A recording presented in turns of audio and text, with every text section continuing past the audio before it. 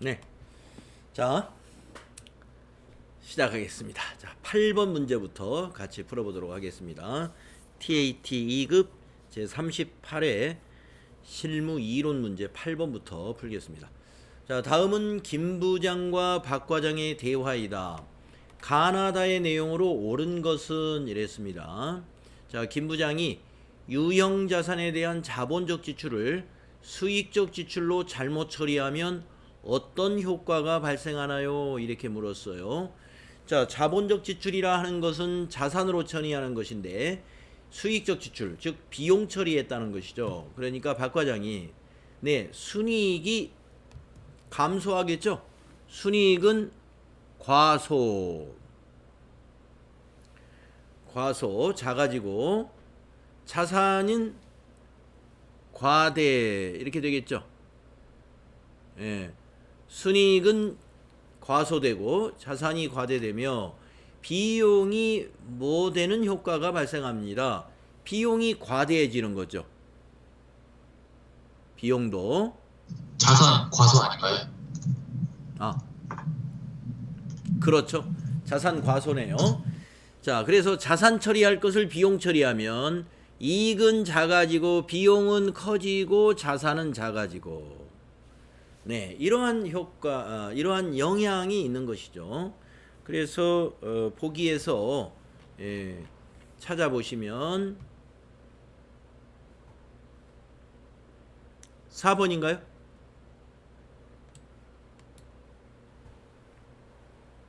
1번인가요? 1번? 1번.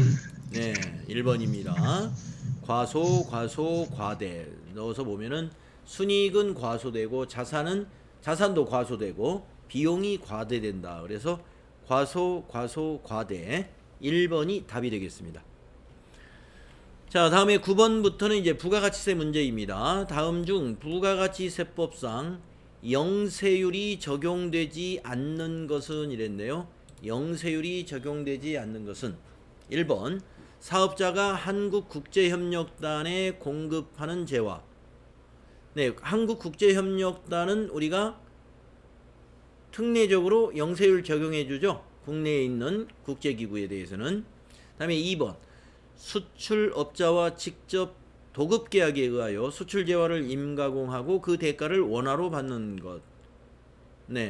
수출재화를 임가공하는 거 이거 우리 내국신용장에 의해서 영세율 세금계산서 발급하는 거래죠.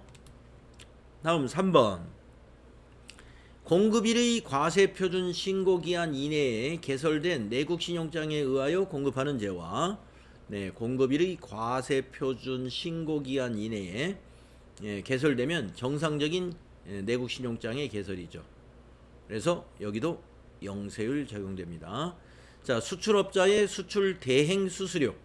수출 대행 수수료에 대해서 영세율을 적용해 주는 건 아니죠. 수출하는 재화나 용역에 대해서 해주는 것이죠. 그래서 4번이 되겠습니다.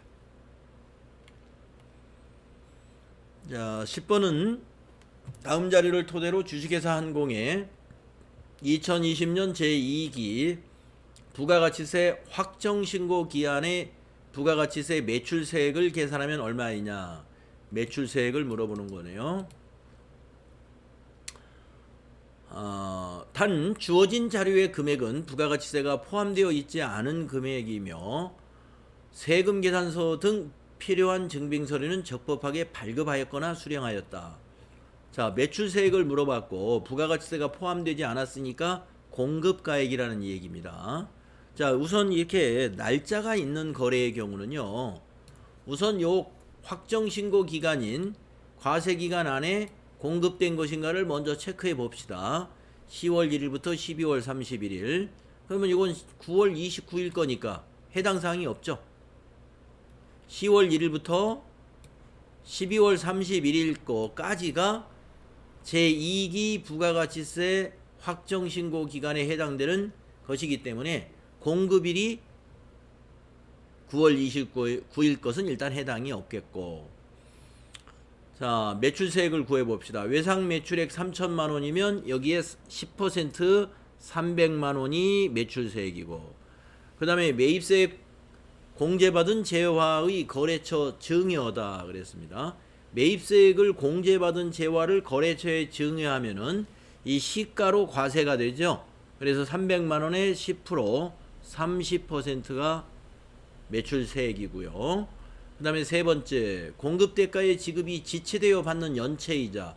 연체이자는 과세표준에 포함되지 않습니다. 따라서 300만원과 30만원, 330만원, 2번이 답이 되겠습니다. 자, 그래서 이 과세기간에 날짜가 있는 거래들은요, 이 과세기간 안에 해당되는지 공급일이 그거부터 체크를 하셔야 됩니다.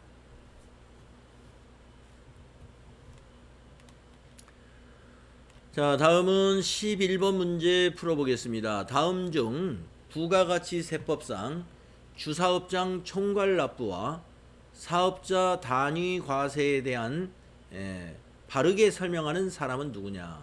자, 주사업장 총괄납부와 사업자 단위 과세라는 우리 납세지에 관한 이야기죠. 자, 김한공, 사업자 단위 과세 제도는 사업자 단위 과세 적용 사업장에서 납부뿐만 아니라 신고도 총괄하여 할 수 있어요. 맞았습니다. 바르게 설명한 사람, 그럼 1번 김한공이 답이 되겠네요. 자, 두 번째 김신용은 뭐가 틀렸나 볼까요? 주사업장 총괄 납부를 하는 경우에 세금 계산서는 주사업장에서 총괄하여 발급해야 한다. 아닙니다. 총괄 납부는 세금 계산서는 사업장별로 발급해야 하고요. 납부만 총괄하여 납부하는 제도예요. 틀렸습니다.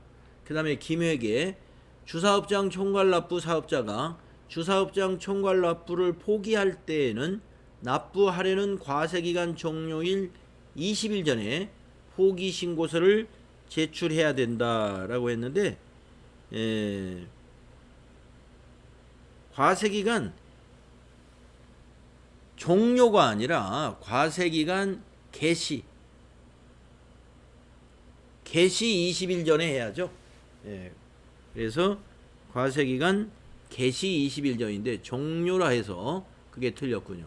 그 다음에 김세무, 법인이 주사업장 총괄 납부를 하려는 경우 지점을 주된 사업장으로 할 수 없다.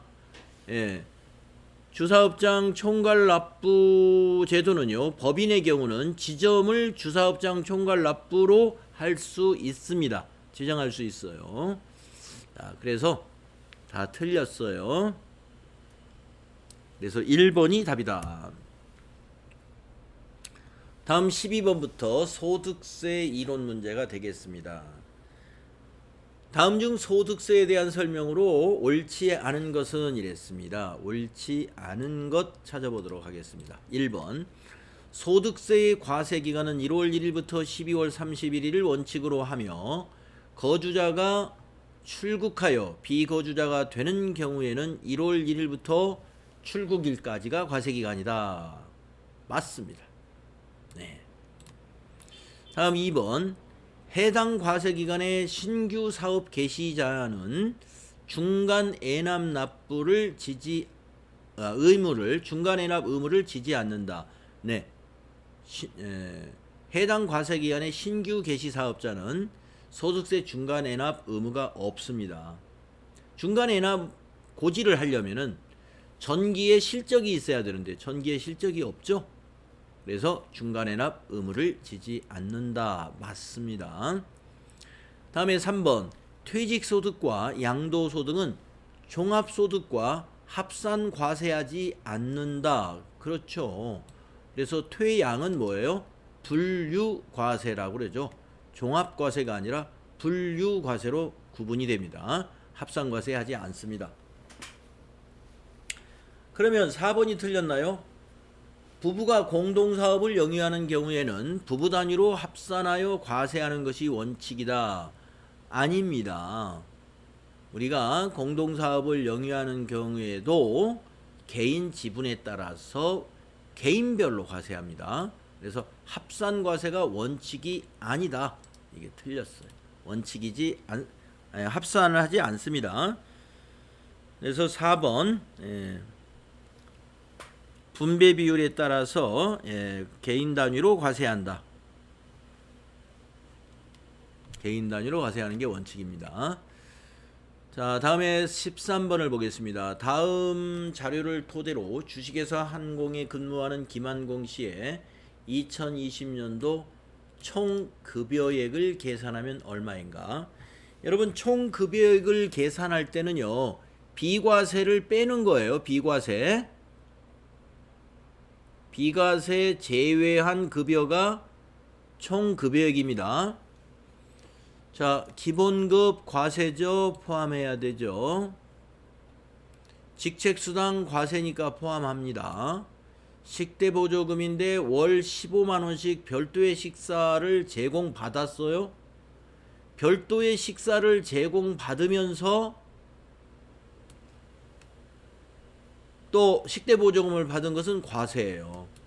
여러분, 자, 식사보조금, 식대보조금 월 10만원까지 비과세가 인정이 되는데 조건이 있어요. 별도의 식사 제공을 받지 않아야 됩니다. 그리고 자가운전 보조금도 조건이 있어요. 월 20만원까지 비과세가 적용될 수 있는데 조건은 실제 여비를 받지 않아야 돼요. 실제 여비도 지급받으면서는 자가운전 보조금은 과세입니다. 그래서 라번은 여기 답번은 별도의 식사를 제공받았으므로 180만원 모두가 비과세. 자가운전 보조금은요, 실제 여비를 받지 않고 월 20만원까지는 가능하죠. 이거는 비과세. 이때 과세죠. 이게 과세죠. 예. 요 세 개가 과세죠. 마지막이 이게 비과세죠. 실제 여비 지급받지 않으니까. 그래서 라버는 비과세니까 총 급여액에 빼시고 3개를 더하시면 돼요. 그래서 2760에다가 2860, 2940이 되겠군요. 13번은 3번이다.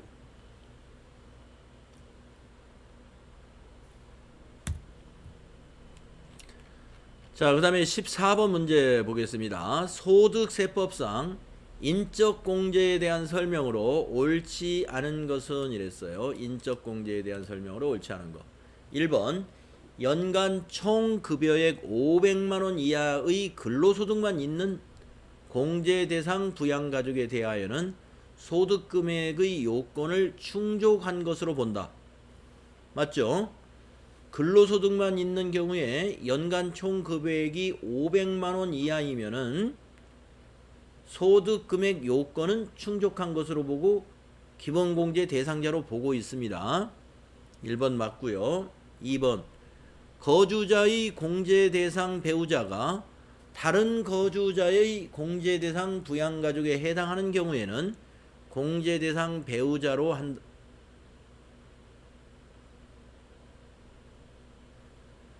거주자의 공제 대상 배우자가 다른 거주자의 공제 대상 부양가족에 해당되는 경우, 네. 자, 이게 무슨 말이냐면은 소득자의 배우자니까 공제 대상이 됐어요. 소득이 없어요. 그런데 자녀가 있는데 자녀도 소득자인데 자기 엄마예요. 자기 어머니를 60세 이상인 어머니라고 보시고, 그래서 부양가족으로 또 공제를 받는다 이런 얘기죠. 네, 이것은 됩니다. 자, 공제 대상의 배우자, 그러니까 배우자가 다른 거주자의 공제 대상의 부양가족에 해당되는 경우는 공제 대상 배우자로 한다. 공제 대상 배우자로 한다.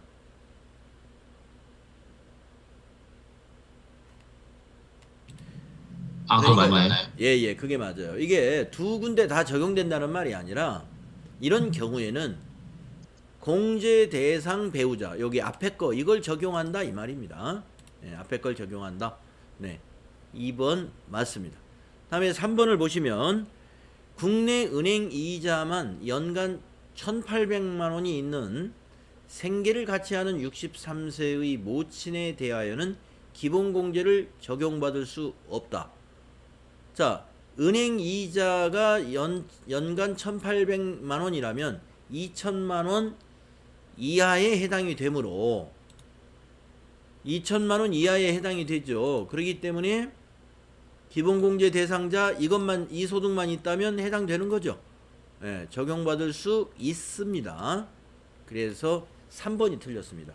우리가 금융소득은 2천만 원 이하는 분리과세를 선택할 수 있기 때문에 기본공제 대상자 될 수 있습니다. 우리가 기본공제 대상자냐 아니냐 하는 것을 따질 때는 분리과세하고 비과세 다 빼고 뺀 종합소득 금액과 퇴직소득 금액, 양도소득 금액을 합쳐서 판단하는 거예요.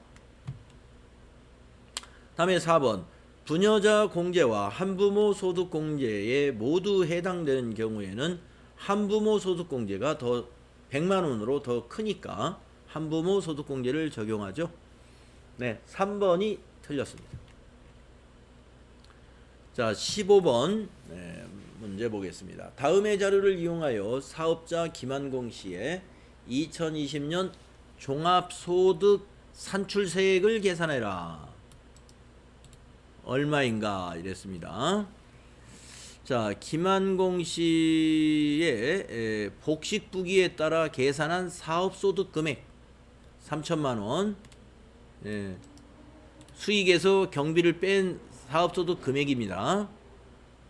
이건 무조건 종합과세하죠. 근로소득 금액 5천만 원. 네, 근로소득도 있어요. 그러면 합산해야죠.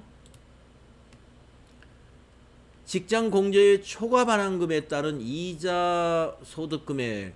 자, 직장 공제의 초과 반환금은 우리가 기타 소득 중에서 우리가 무조건 분리과세. 기타 소득이 아니라 근로소득에서 무조건 분리과세 되는 거죠. 이거 무조건 분리과세입니다. 이자 소득. 이자 소득에서 무조건 분리과세 되는 거예요. 그래서 이자 소득에서 무조건 분리과세. 그러니까 종합소득 금액에 포함되지 않습니다. 다음에 종합소득 공제와 그 밖의 소득 공제 합계액. 소득 공제라는 것은 빼주는 거죠. 네. 자, 그러면 이 두 개를 더하면 8천입니다. 8천에서 2,400을 한번 빼보겠습니다.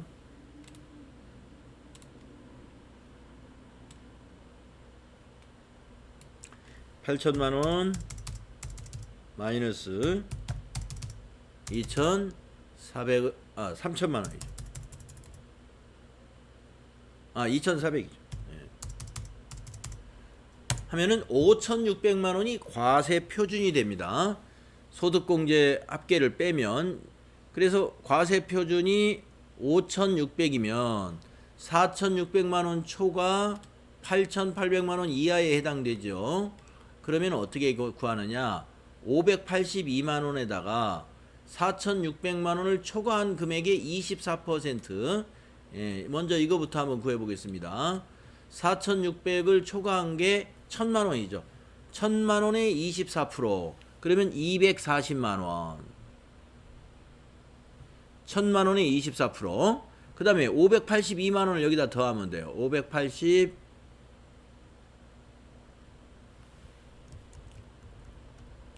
582만 원을 여기다 더해라. 두 개 합치면 됩니다. 822만 원이 보기에 있나요? 822만 원. 네, 요 두 개 합치면. 그래서 1번이 답이 되겠네요. 1번이. 그래서 먼저 과세 표준을 구해야 되는데, 과세 표준은 가나의 소득 금액을 더해서 소득공제 금액을 빼주면 되는 것이고요. 그래서 여기에 해당되는 것이니까 여기 있는 방식으로 계산을 해주면 되는 것입니다. 자, 자 38회 실무 이론 평가 문제를 풀이를 해 보았습니다.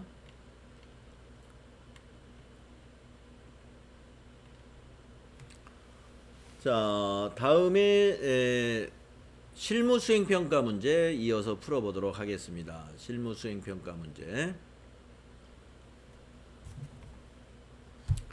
자, 주식회사 골드슈즈 기능성 신발을 제조하는 법인 기업이고요. 회계 기간은 이렇게 된다. 자, 그러면 우리가 2638번으로 로그인을 할까요?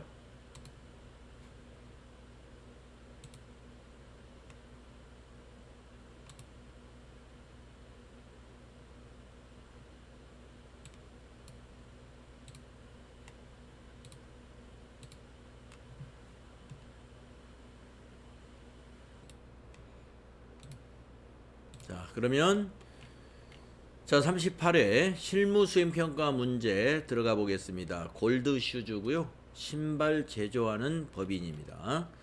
자, 1번 문제 거래자료 입력 문제 12점짜리. 첫 번째 문제 3만원 초과 거래 자료에 대한 영수증 수치 명세서를 작성하라. 네, 자료 설명을 봅니다. 아름교육재단에 장학기금을 현금으로 기부하고 수취한 기부금 영수증이다. 이 거래가 적격증명서류 미수지 가산세 대상인지를 검토하려고 한답니다. 거래 자료를 입력하세요. 자, 먼저 거래 자료를 넣고 그 다음에 영수증 수취 명세서 1과 2 서식까지 만들어라 하는 얘기죠. 자, 그러면은 거래 자료를 입력을 하는데요. 우리가 뭘 기부한 거냐면은 장학기금을 현금으로 기부한 거래 내용입니다. 장학기금을 현금으로 기부한 것이다. 얼마냐면은 800만 원입니다. 자, 그러면 기부금 처리하면 되죠. 자, 일반 전표로 입력을 합니다. 날짜는 여기 기부일이 작성일 영수증의 기부일이 어디에가 표시되어 있겠죠. 예, 3월 2일.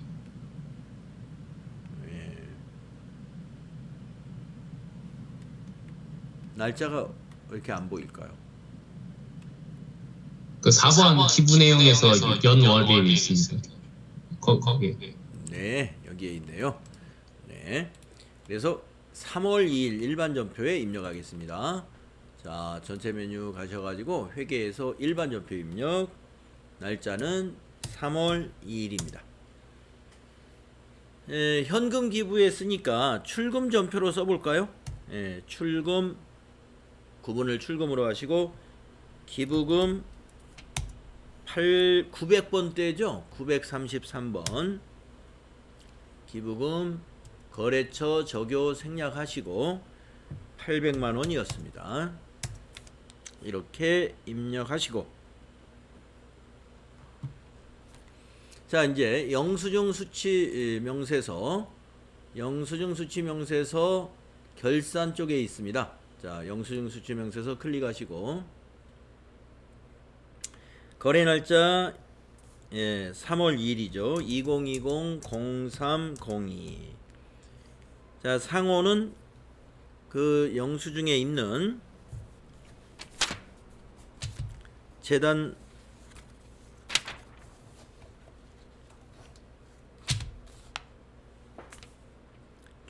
가로 열고 재단법인 아름교육재단 성명 특별히 없죠. 비워두시고 사업장은 이제 주소를 가리키는 거니까 서울 강남구 강남대로 252 가로 열고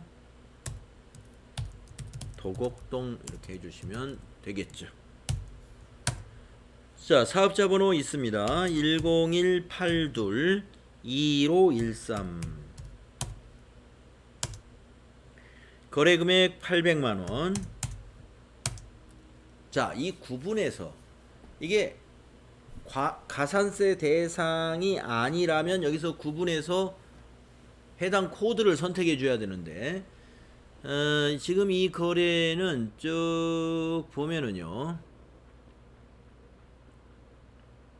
비영리, 재단법인 아름교육재단, 재단이라는 곳이 그 비영리 법인입니다. 그래서 이 거래는 20번에 해당되는 비영리 법인과의 거래다라고 구분을 해줍니다. 네, 그러면 가산세 제외 대상으로 정리가 되는 거예요. 자, 계정 코드에서 F2 눌러서 기부금 다시 검색해 주시고, 저교에는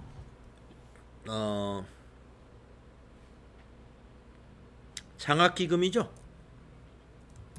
장학기금 기부. 자, 이렇게 엔터를 치신 다음에 영수증 수취 명세서 1번 탭에 가셔가지고 여기에 반영됐나 봐야 되는데 아직 안 넘어왔어요. 비영리 법인과의 거래. 그럴 때는 위에 있는 불러오기 한번 눌러주셔라 그랬죠. 불러오기 눌러서 여기에 반영되는지 확인하시고 명세서 제출 제외 대상이라고 여기 나타나면 되겠습니다. 그리고 이걸 닫으면서 바로 저장을 해줘야 돼요. 닫게 하고 저장하시겠습니까? 하면은 예 해주시면 된다 이거죠. 네. 자, 두 번째 문제 보겠습니다. 약소금 수취거래. 3월 30일 주식회사 슈젠의 상품 외상대금과 상품 매출에 대한 계약금을 약소거음으로 수취하였다라는 거래입니다. 자, 거래 자리를 입력하세요. 외상대금은 전액 회수하였고 초과액은 선수금으로 처리할 것.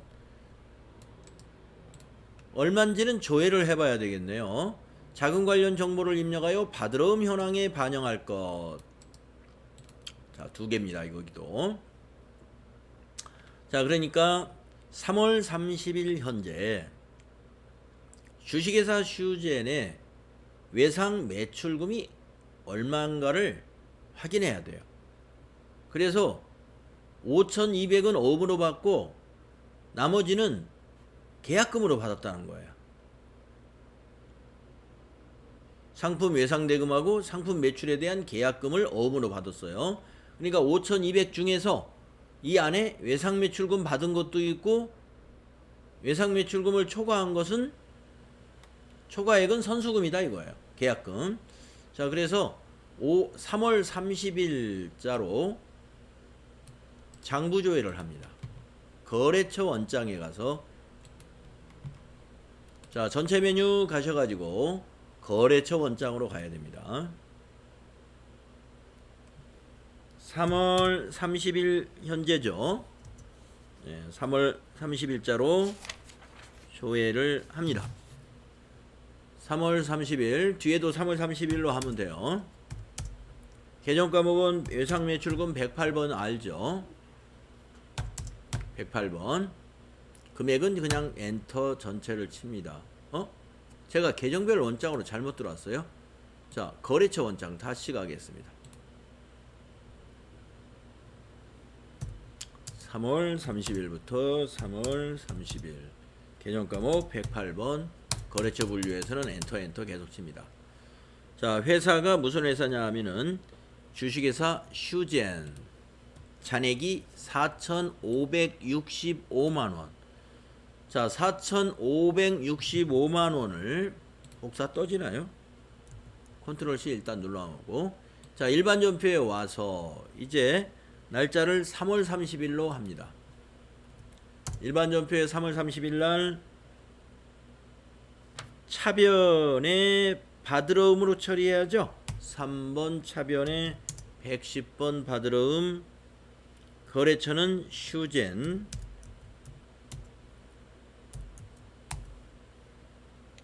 적요는 지나가시고 5,200만원.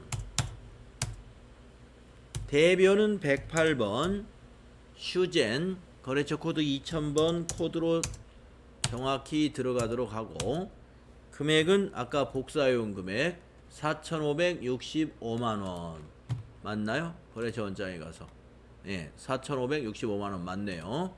이게 복사할 때 셀에다 놓고 컨트롤 C 하면 대체로 복사가 일어납니다. 자, 그 다음에 나머지 차액이 지금 635만원, 이게 차액이죠. 이것은 선수금이다 라고 했죠. 그래서 대변에 선수금 259번 거래처 넣어줘야죠. 여기도 2000번. 거래처 전부 이건 3개가 다 슈젠입니다. 코드로 넣어야 돼요.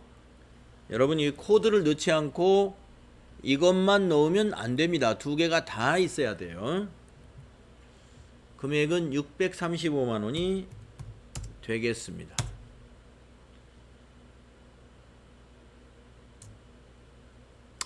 네.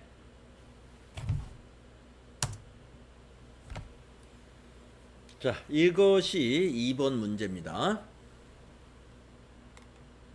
잘 따라 하셨습니까?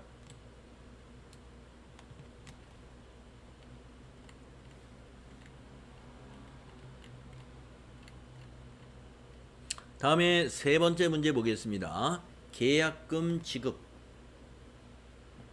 계약금 지급.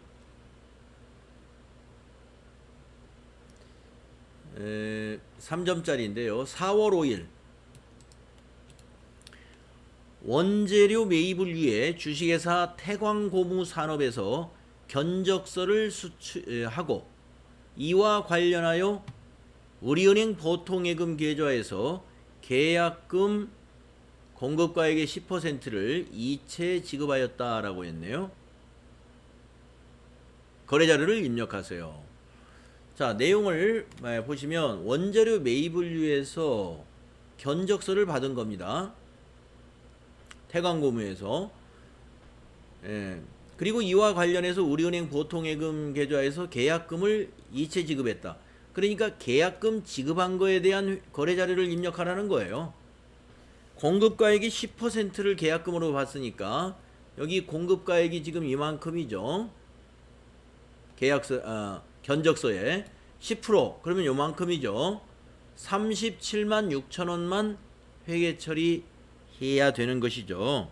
37만 6천원만 이것만 회계 처리해야 됩니다. 그래서 차변에 우리가 지급했으니까 차변이 선급금, 계약금 지급하면 자산이죠. 그래서 차변이 선급금, 거래처 태광고무, 대변은 보통예금 우리은행 37만 6천원 일반전표에 입력하겠습니다. 4월 5일 날짜 바꾸시고요. 차변의 선급금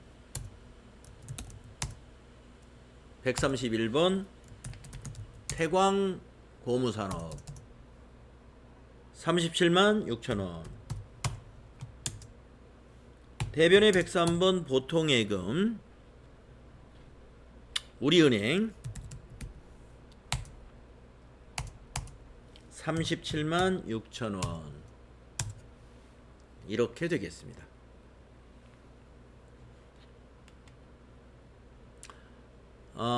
지금 갑자기 생각이 나는데요. 아까 여기서 우리 바드럼에 대한 2번 문제에서 바드럼에 대한 자금 관리 안 하고 넘어온 것 같아요. 맞죠?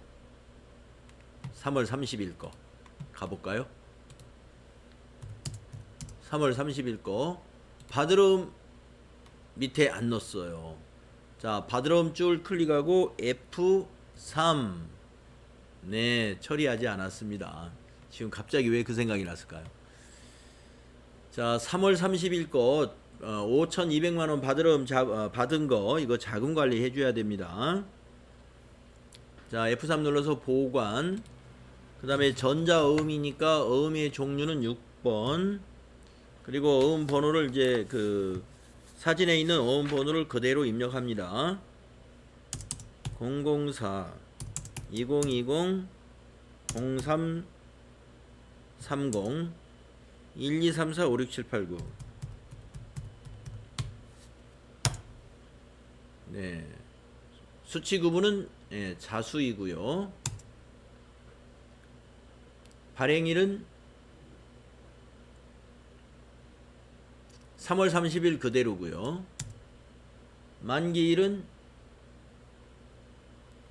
어음의 지급기일로 입력하는 거죠. 2020 0630. 네. 그다음에 지급은행은 F2 눌러서 찾아줍니다. 국민은행. 지점은 동구지점. 이렇게 지점까지 입력을 하시고 엔터 치셔야 돼요. 네. 자금 관리를 못하고 왔어요.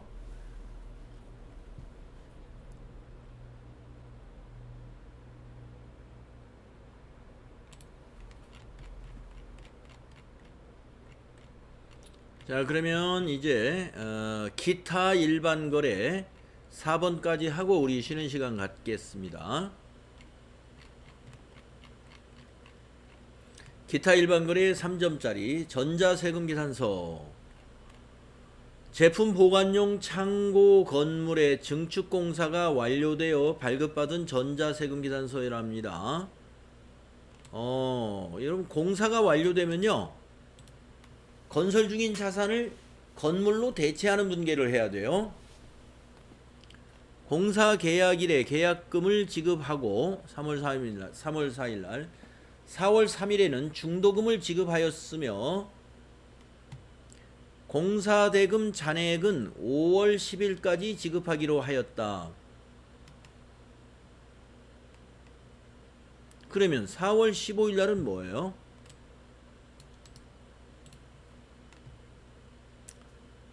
공사계약금 및 중도금 지급 시에는 세금 계산서를 수취하지 않았다. 평가문제. 계약금 및 중도금 지급 거래 자료를 참고하여 매입 매출 자료를 입력하시오.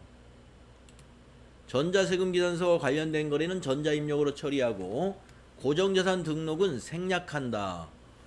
자, 공사가 이제 끝났다는 거죠. 증축 공사가 완료됐다는 겁니다. 완료.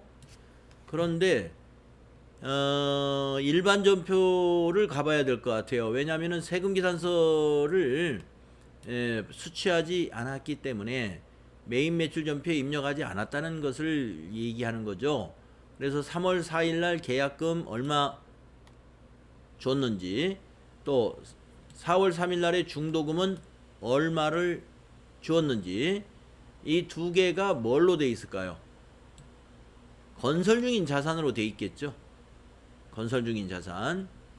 근데 그때는 세금 계산서를 발급하지 않았어요. 그러니까 이 안에 2억 5천만 원 안에 이게 다 들어있는 거예요. 2억 5천만 원 안에. 그래서 우리가 1억 3,750은 우리가 이미 지급했고 아직 지급하지 않은 게 이것인 모양입니다. 네, 그래서 이거 건설 중인 자산만 한번 조회를 해볼까요? 4월 15일 현재 합계잔액시산표를 가보겠습니다. 합계잔액시산표에 가서 4월 15일자로 유형자산에 있겠죠. 건설 중인 자산이 1억 3,750만 원이 있지 않습니까? 그러니까 아까 이거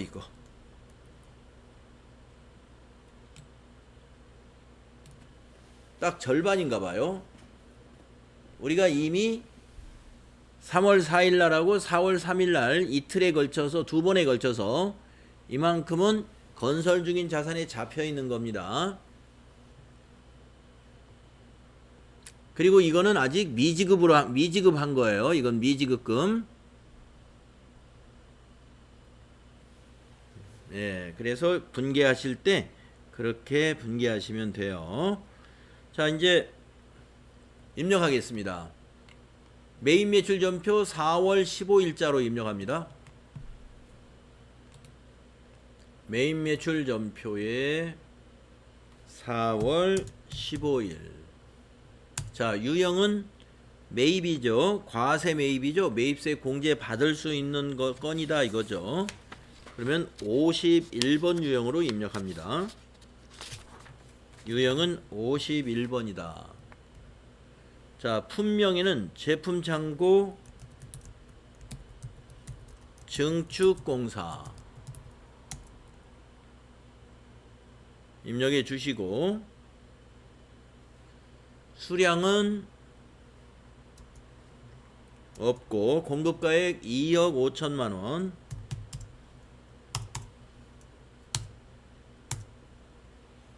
거래처는 고려건설. 전자세금계산서를 받았죠. 1번 전자 입력. 자, 분개는 혼합 분개가 필요하겠습니다. 혼합. 자, 부가세 대급금 2,500만원 공제 받아야 되고요. 차변의 원재료가 아니라 건물이 됩니다. 건물 202번 건물이고요. 대변에, 자, 미지급금 먼저 입력해 보겠습니다. 미지급금 253번. 그 세금계산서에 외상으로 되어 있는 거죠. 137 500 플러스. 자, 그리고 또 대변에 하나는 건설 중인 자산이 감소하게 되는 거예요. 그래서 건설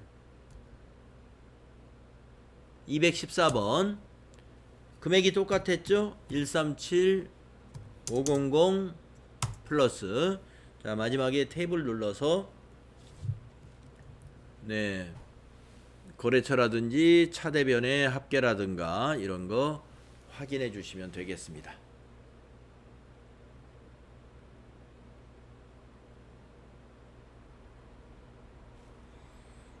네. 자, 평가 문제에서 하라는 거 다 했죠. 계약금 및 중도금 지급 거래 자료를 참고해서 메인 매출 자료를 입력했고요. 전자세금 계산서와 관련된 거래는 전자 입력으로 했고요. 고정자산 등록은 생략하세요 그랬으니까 네, 여기에서 지시한 대로 다 한 것입니다. 우리가 계약금과 중도금 지급한 것을 이 날짜에 가서 개별적으로 조회를 해봐도 됩니다만은 사실은 하나의 계정 과목이기 때문에 그냥 시산표에 가서 건설 중인 자산을 한꺼번에 봐도 문제를 해결하는데 상관이 없죠. 마찬가지죠. 자, 이렇게 해서 거래자료 입력 문제까지 풀어봤고요. 우리가 좀 쉬었다가 부가가치세 문제 풀어보도록 하겠습니다.